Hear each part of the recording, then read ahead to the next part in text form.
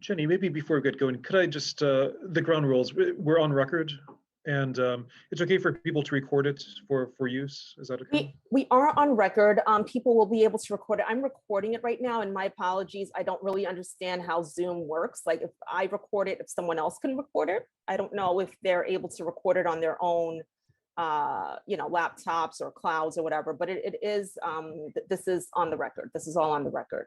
Okay, Carrie says that you're able to record it, even though I'm also recording it. Okay, that's great. I think, let me just, please ask the host to give you permission to record.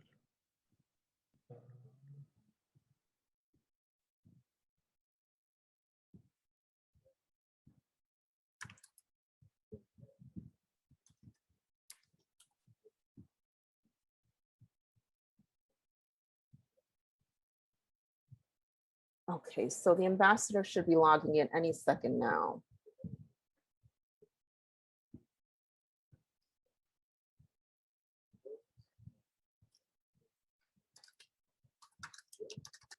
And Sean, as we discussed earlier, you'll be calling on reporters, correct? You'll be calling on your colleagues. Whatever works for you, but that's fine with me. Yeah, people please. Just message me if you want to be called on.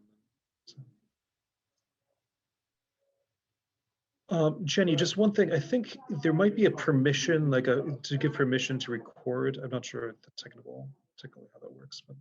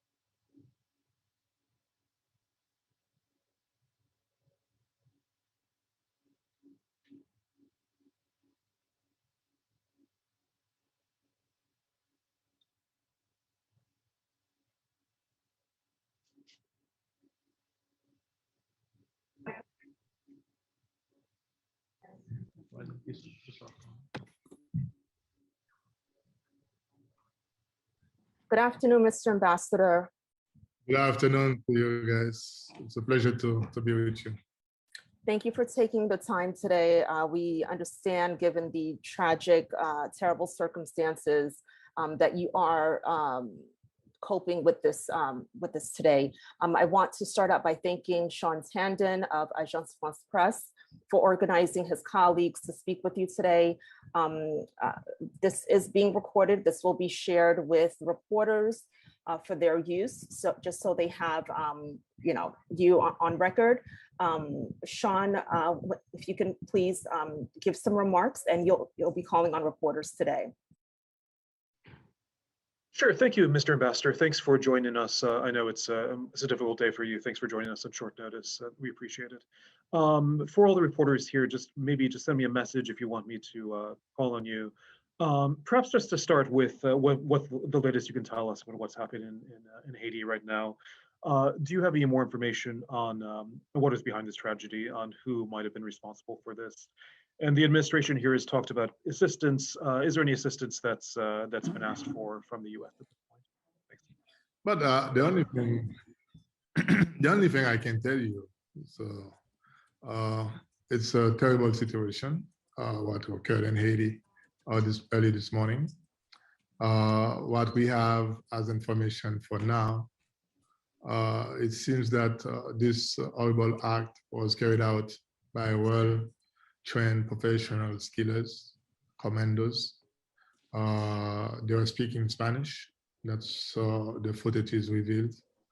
But an investigation is widely open now. I just don't want to go ahead of the investigations, but I can tell you exactly what is the current situation now. We have a video, and we believe those are mercenaries.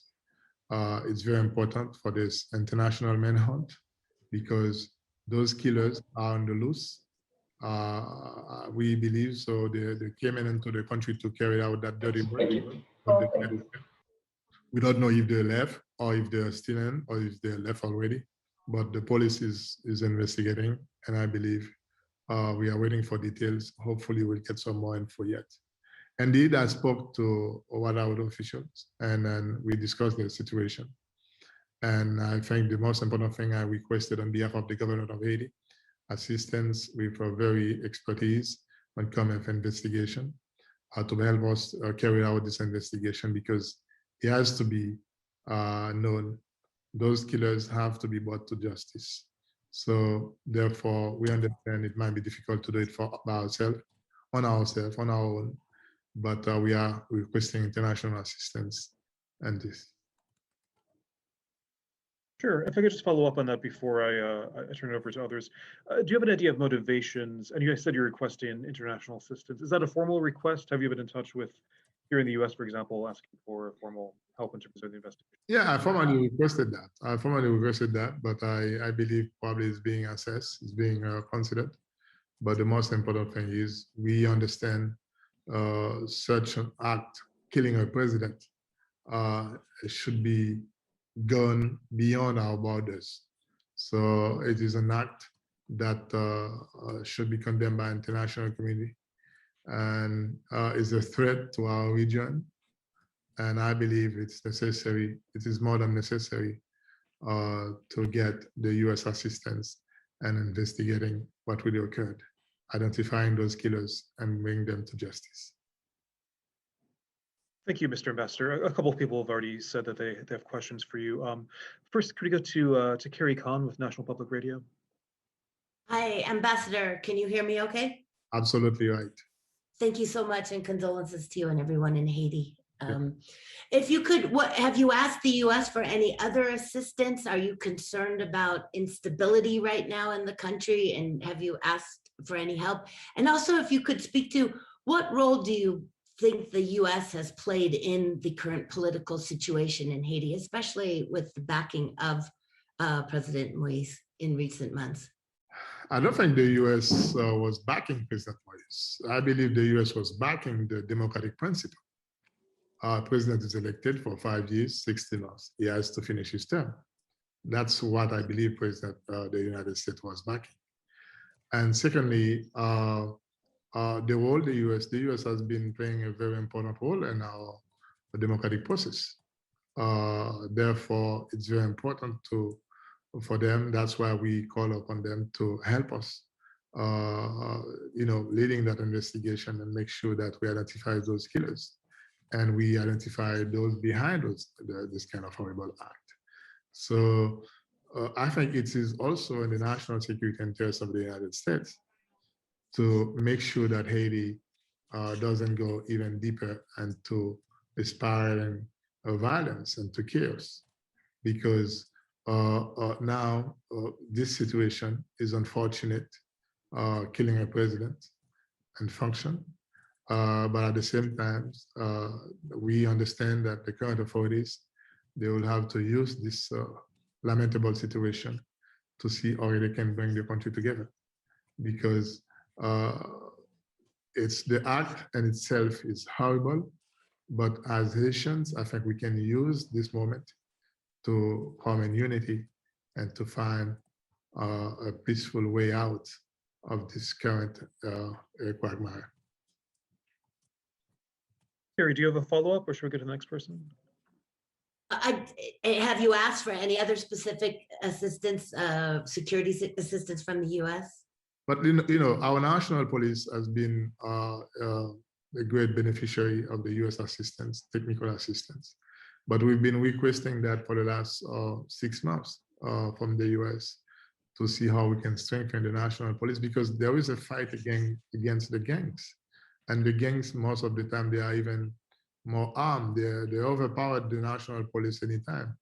So therefore, we believe it is very important to equip the national police and to lead that fight against the gangs, so peace and security can be reestablished in Haiti, and particularly in the capital city, Port-au-Prince. So this is something we've been asking, and hopefully the US will consider a way to see how we can strengthen the national police to lead that fight against the gangs, because the country is unfortunately infested with gangs. So I think it's our duty to carry out that fight and to make sure that we root them out. Thank you. Next, Yamiche from the PBS NewsHour. Hi, thanks so much for taking my question. Can you hear me? Yes, I can. Hi, thanks so much, Ambassador. My question is, can you talk a little bit about the chain of command right now? Who is the rightful leader of Haiti at this point? Which prime minister? And you talked a bit about wanting assistance, and I'm wondering if you could just speak a little bit more about what that would look like on the ground. Do you want troops on the ground? Do you want military assistance, or is it more economic and something else? No, I believe we don't. I think economic should be something we can live for now. The most important thing is security. We cannot have a stable country without security. And you're talking about the chain of command. The chain of command, there was an interim prime minister. He was in office. And there was a prime minister that was named. It was not yet in office. Therefore, the interim prime minister has the responsibility to lead the council of ministers. So the rest of the discussion will come afterwards. But for now, the interim prime minister, he's in charge of the council of ministers. The U.S. In terms of security, they will decide and they will assess what is the situation on the ground, or is it being unfolded. But the most important thing is we just don't want this violence to be de-escalating, because we want them to control and for the people to remain calm. And so those things the authorities can work together to see how we can pull everything together. But in the meantime, we understand that it's very important for the United States to assist us. It's very important for them to make sure that the Haitian authorities now, they have the necessary means to put the situation under control, because it is also, as I always said it, a stable Haiti is in the interest of the United States. And could I ask you a couple more follow-ups, which is, could you talk a little bit about the status of the First Lady? There have been conflicting reports on her status. Can you say anything about how she's doing? I think to the last information I know she's stable, but in critical condition. But efforts are being done now to take her to Miami to be treated.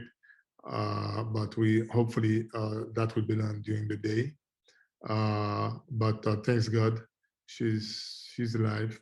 She's not died, as they've been saying around.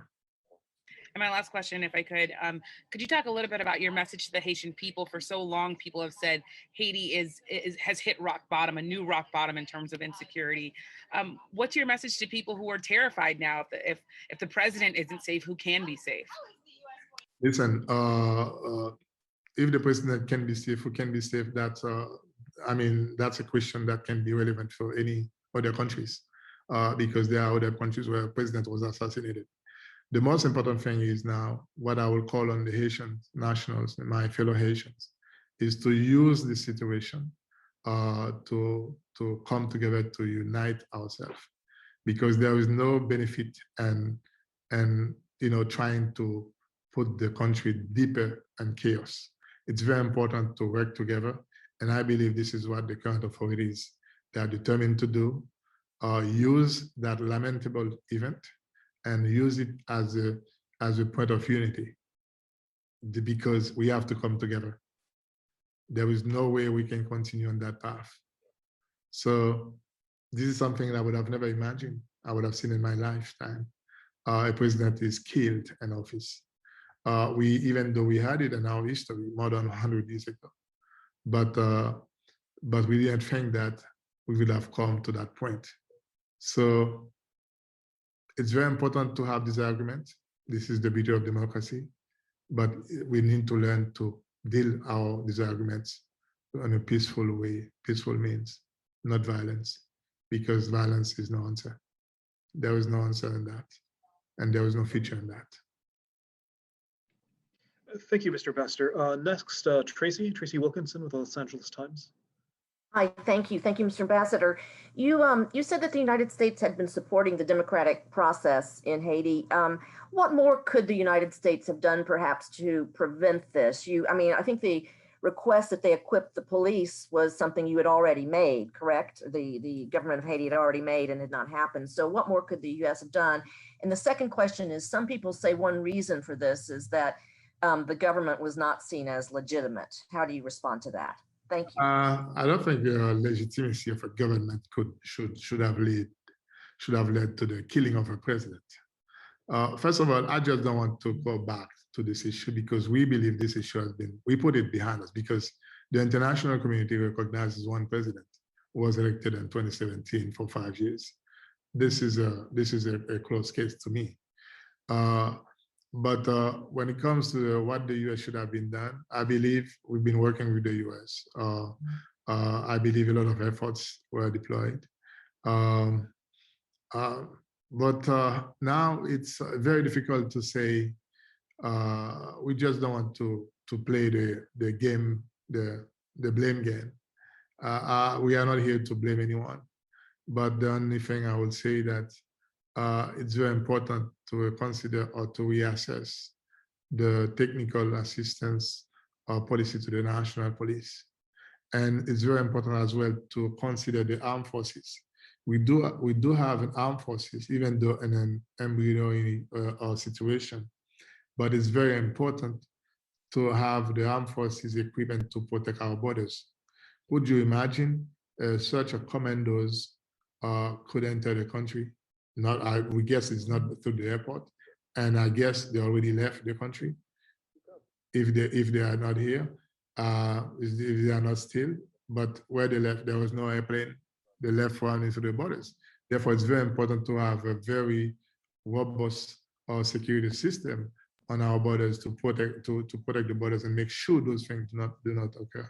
But unfortunately, we've been facing resistance when it comes to the armed forces. It's very important because the national police itself cannot guarantee a full security of the country, because the national police are already too much on its plate. Therefore, it's very important to give us a means for the armed forces to control the border It's the security of the armed forces, the border. It's not only for internal security, because we need to protect our border for drug trafficking, arms trafficking, human trafficking, a lot of things. Therefore, the national police is not prepared for that, because the main objective of the national is a civil force. It was only for local or internal security within the cities. But when it comes to protect the borders, it's the armed forces' job. That's why we call on the international community.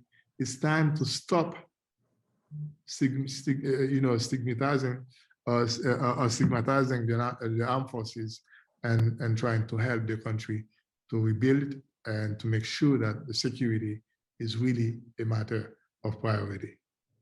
So you're also asking then for more equipment and resources for the Army, for the armed forces? Absolutely, because it's a young army, it's still in embryonic phases, but they are well trained. They are trained by Mexico. They are trained by Ecuador. So I believe they have received a good training. They can do the jobs, particularly protect the border. But unfortunately, we've been facing a lot of resistance to have the armed forces out and protect the border. And most of the time, even to accompany the national police. Because in every country, even here in the United States, whenever there was a very grave situation, the police, and they call the National Guard. But we don't understand why they refused us to have it. We need to have an armed forces because our country was created by military. So it is very important to have that, and so our borders can be protected and to have a better control over the borders.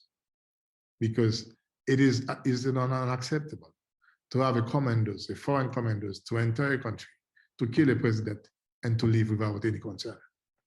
I don't think any international partners should be part of this. Thanks. Tracy, unless you have a follow-up, let's go to Jenny Hansler with CNN.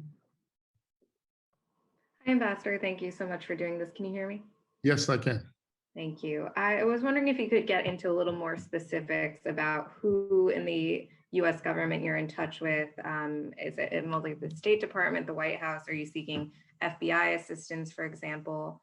How long do you expect the airport to be shuttered? And then separately, do you have any more? I know the investigation is ongoing, but do you have details on how exactly these attackers were able to access the residence to commit this crime?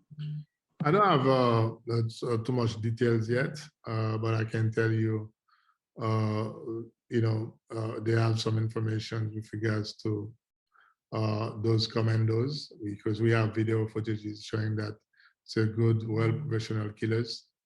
They are speaking in Spanish. They carried out that attack.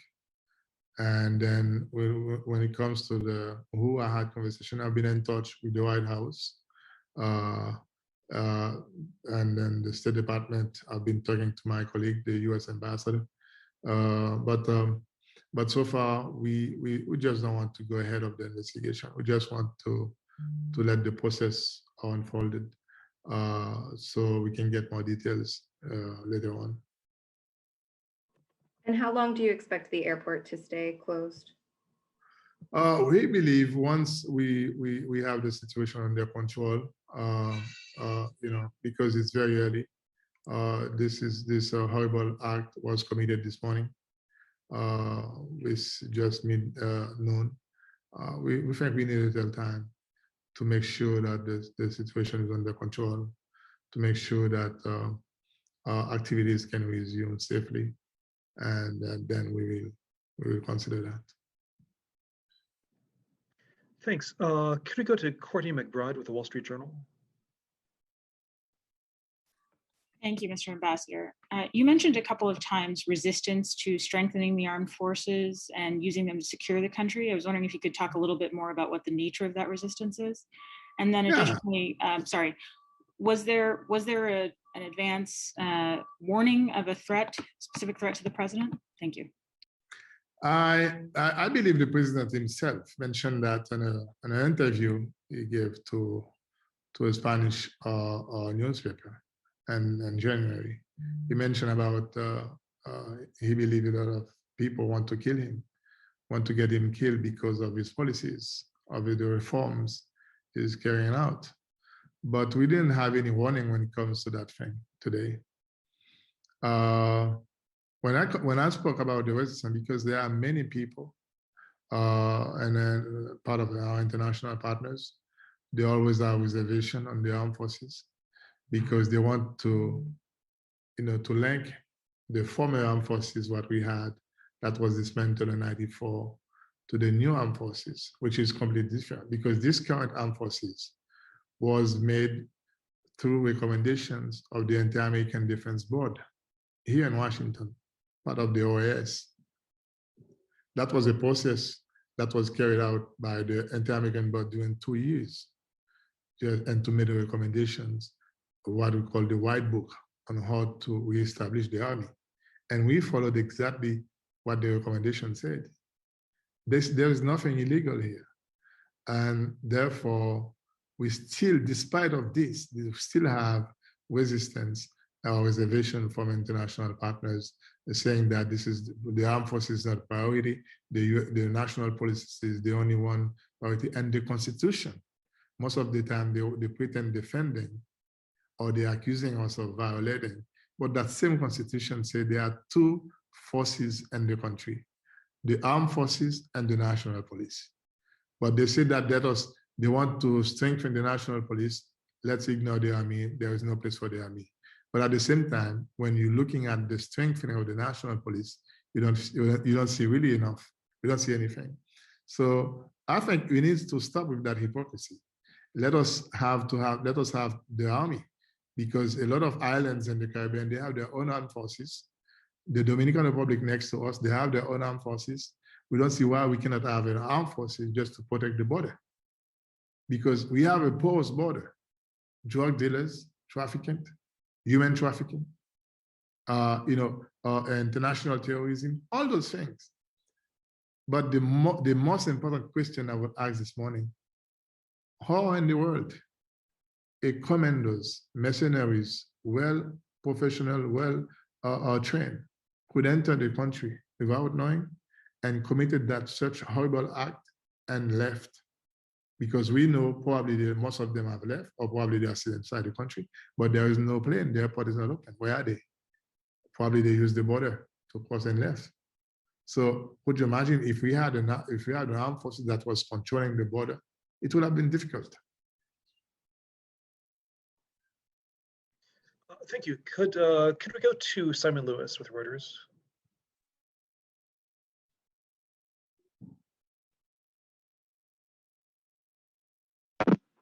Hi, can you hear me?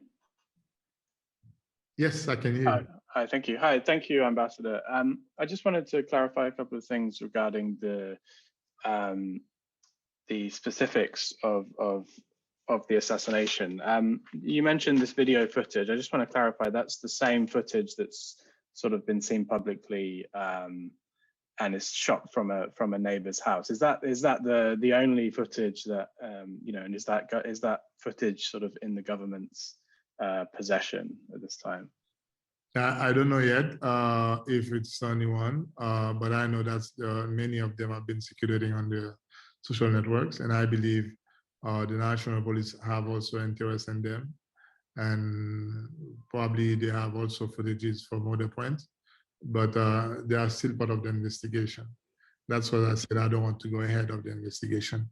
I will let them to carry out their jobs, and then after that, we'll know some details. But you consider the video footage that we've seen to be credible, and you're sort of basing your assessment that you say these are mercenaries and commandos, that's based on the video that we've seen. Yeah, it seems to me that's what I get from experts on Port-au-Prince. The way it was, the way they saw them, they are speaking Spanish, and they presented themselves as DEA agents. And as we know, this is not the way DEA operates in Haiti. Whenever there is an operation, it's well planned with the U.S. Embassy, the Haitian police. I believe they are fake DEA agents, and they're speaking Spanish, and it is a well-orchestrated attack, and those are professionals. The expert also, the video, they came to the conclusion that those are work carried out. Those are professional killers. Thank you. Unless somebody else has another question, could we go back to Yamiche as a follow-up? Thank you again, Ambassador, for taking a couple more questions. Yeah. The first, you talked about the current Prime Minister being the person who is in charge now. Do you anticipate the new Prime Minister being inaugurated, or do you think that will be delayed until further notice or indefinitely? I believe this is something that has to be worked out between the authorities and public rights.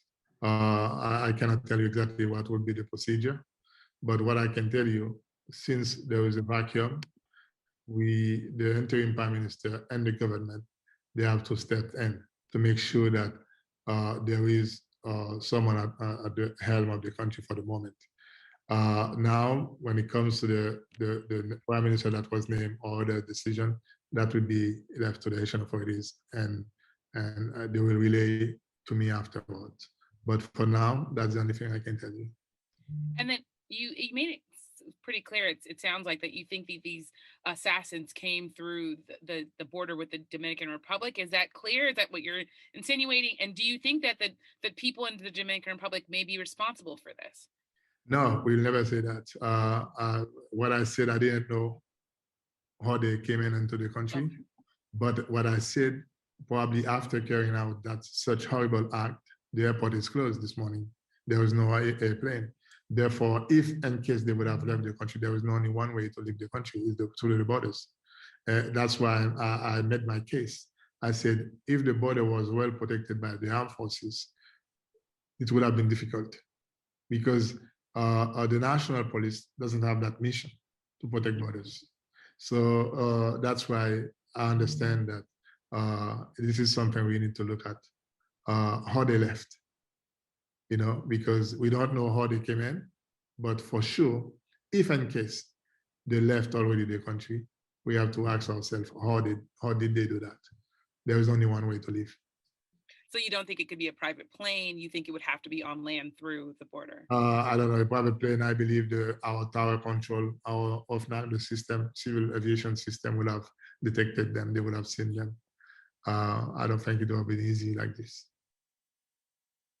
But as I said before, since the investigation is still going on, let's wait to see what the authorities will tell us, what they discover as details. And really quickly, I know you said that, presidents have been assassinated in other countries. I just wonder, maybe, do you have any message for people who are just terrified, living in Haiti right now, sheltering in place? What would you say to them? I believe, as every Haitian national is living in Haiti, probably they woke up this morning shocked, because in their lifetime, they never heard of that. As I told you before, we had that in our history.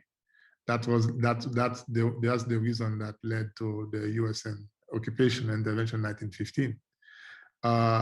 We studied it in history, but the fact today we are living it is something different.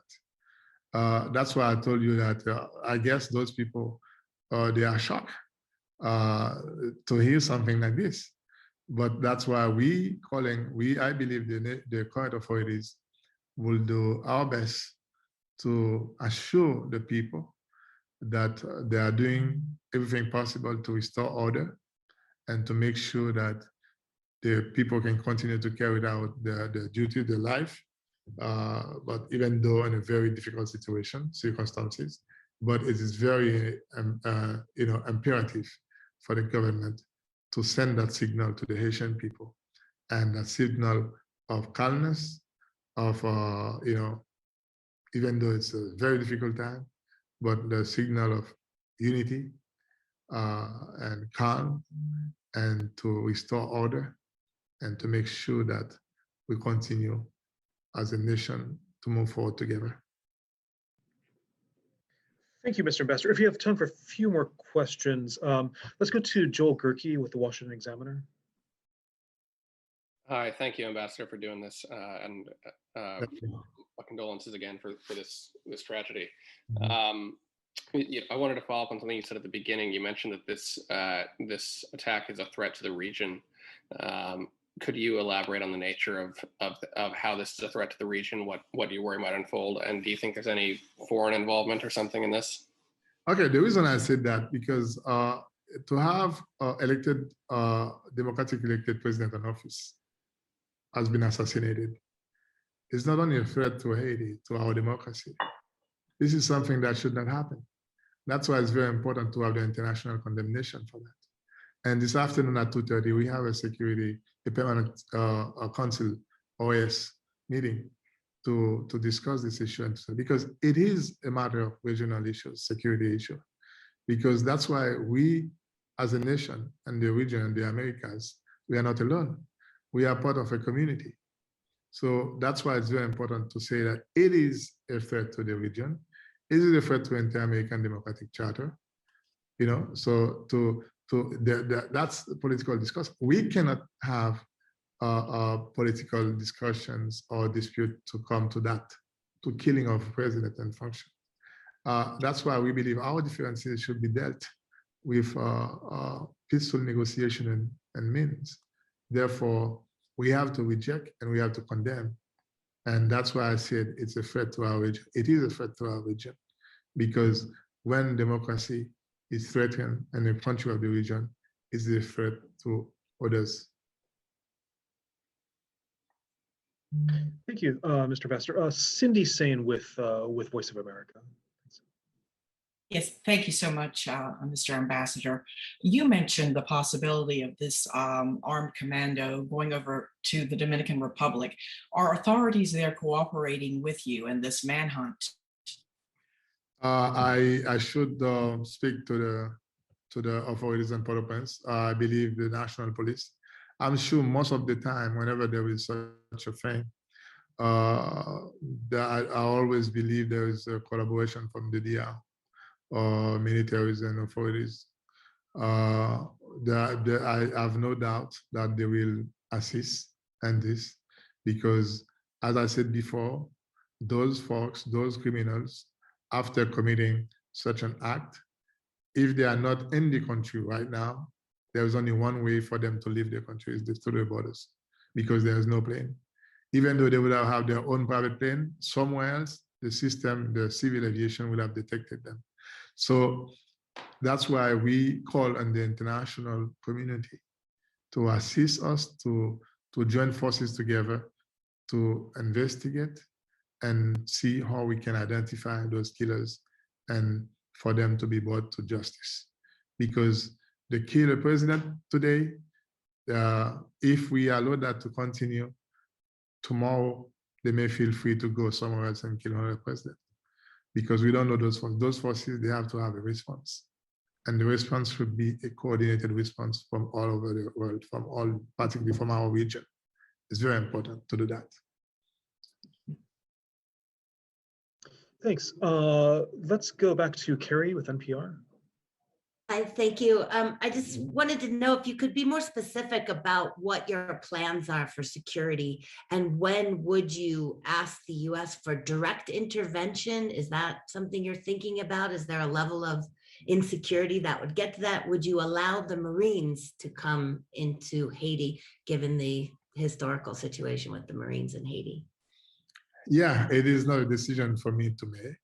I think what we do, we present the situation to them, the security assessment. The experts will have to make them. And then so they will decide on the unfolding of the situation. Because as I told you, this is something that happened this morning. It's almost 1 p.m. We still don't know how it's gonna be unfolded. We need to wait, but the experts will be able to make an assessment and see what kind of assistance they can give. But now it's not to me to call or to request any Marines or whatsoever. So it's between authorities, the US authorities and the Haitian authorities, to discuss and to assess the situation and see where they want to help, how they can help. Carrie, unless you have a follow-up, let's go to Jenny from CNN. Ambassador, thanks. I just have two quick follow-ups. Can you go into specifics on how you know that these assailants have in fact left the country? And when can we expect the First Lady to be moved to Miami? Is that an imminent move? This is what I told you. I told you that if in case they are still in the country, but we don't know, but if in case they are no longer into the country, there's only one way for them to go out, is the border. That's what I said. So therefore, it's very important. I believe that the Dominican Republic authorities will be more than available to assist and the search or the investigation. But I did say it's very important to consider that. We don't know how they came in, but we know for sure if they are not currently in Haiti, we know for sure there was only one way for them to leave, is the border. There was no other way. So when it comes to the First Lady, I believe the arrangements are being made. I should double check very soon if she has not left yet, but I can tell you that necessary arrangements have been made since this morning to move her to a Miami hospital. Well, thank you. If nobody else has any questions, I think you've been very generous with your time, particularly under these circumstances. Thank you very much for taking the time to speak with us. It's deeply appreciated. Thank you so very much for having me. And my message would be to my fellow citizens. It's a lamentable situation. Kill our president, even though someone you may like him or not. The most important thing, he was the president of Haiti. But now let us use that situation to see how we can, come together and see how we can move together forward. Sure. Thank you, Mr. Ambassador. If you have time for just one quick one, just one more person came into the queue. Yes. Karen DeYoung from the Washington Post. Thank you. I'm sorry. Just quickly, is it not possible that the assailants could have left by sea? You said a number of times that the only possible way for them to leave is across the land border. Yeah, that's a possibility as well. But this is what I'm telling you, that we don't want to go ahead of the investigation. We need to find out in case they came in, how they came in. For instance, let us consider they came by sea, but they have to have necessary means, cars to transport them to the president's residence. Therefore, the investigation will have to look into it. Who held them? So that's going to be a long investigation. That's why I don't want to go ahead of the investigations. But now we are considering so many issues, so many aspects of this. But it's possible they might come by sea, they might come by air. We don't know how long they've been in Haiti. We don't know. But the investigation will determine all those things. Just quickly, did the president not have guards around his residence? And if so, what happened to them? Of course, this is also part of the investigation. They are being investigated, they are being questioned to find out what happened. But that's the only thing I can tell you now. So once we have more details, we'll share them with you. So there was no exchange of fire with the guards, or no guards were wounded in this? I don't have that information yet. I will double check and to make sure that if there was any casualties on the side of the guards. And finally, you said the attackers were foreigners. Do you have any sense of where they might have been from? I mean, we don't know yet. We don't know yet. But what I can tell you, they are foreigners. They are speaking Spanish between themselves because those are footages or videos we have. We strongly believe they might come from outside of Haiti. Thank you. Yeah. Well, thank you, Mr. Ambassador. I know you have a hard stop shortly, but thank you again. Thanks very much for taking the time. Thank you so very much. Thank you so very much for having me. It's been a pleasure to be with you. And thank you, Jenny, as well. Thank you, Sean, and your colleagues. Appreciate it. I'll be sending you the link, Sean, to pass on to your colleagues. But as the afternoon wears on, if any of you are looking to do an obituary and you're looking for information about the late president, please don't hesitate to reach out. Or if you're looking for like a fact sheet, please don't hesitate to reach out. Sean has my information. And I can put my email in the chat as we start to wrap things up. But of course, again, I want to thank everyone for your interest and your time. Thank you so much, Mr. Ambassador. Thank you. Bye-bye. Thank you. Thanks, Thanks, Jenny. Sean. Thank Thanks. you. Thanks, All right, everyone. everybody. Bye-bye now.